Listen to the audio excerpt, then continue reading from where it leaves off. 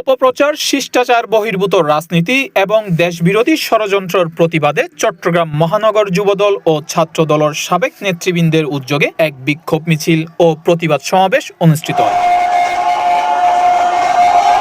২৬শে জুন শুক্রবার বিকেলে নগরীর জমিয়তুল ফালাহ মসজিদ উত্তম এই মিছিল বের হয়। সাবেক ছাত্রনেতা মোহাম্মদ আনোয়ার হোসেন ও ইঞ্জিনিয়ার শাহিন হায়াদর নেতৃত্বে অনুষ্ঠিত এই কর্মসূচিতে উপস্থিত আছেন মোহাম্মদ হোসেন টিটু, নিয়াজ মোর্শেদ খান এবং নগর ছাত্রদল ও যুবদলের সাবেক নেতৃবৃন্দ।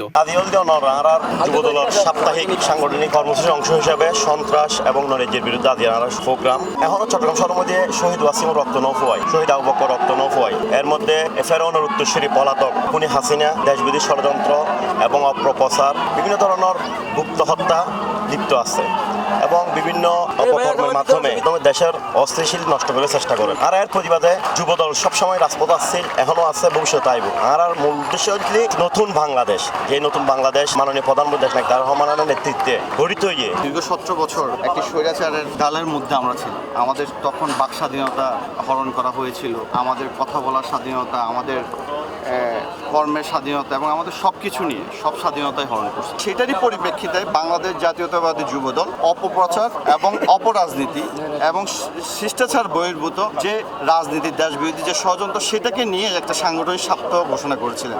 আর আজকে আমাদের যে কর্মকাণ্ড সেটাই সাংগঠনিক সপ্তাহের অংশবিশেষ এটাই। আর এটা আমরা করতেছি যে বাংলাদেশ জাতীয়তাবাদী ছাত্রদল চট্টগ্রাম মহানগর শাখার সাবেক নেতৃবৃন্দ।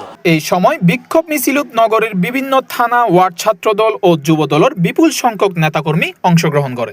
এই কর্মসূচি শান্তিপূর্ণভাবে সম্পন্ন হয়। C+ TV, Chittagong.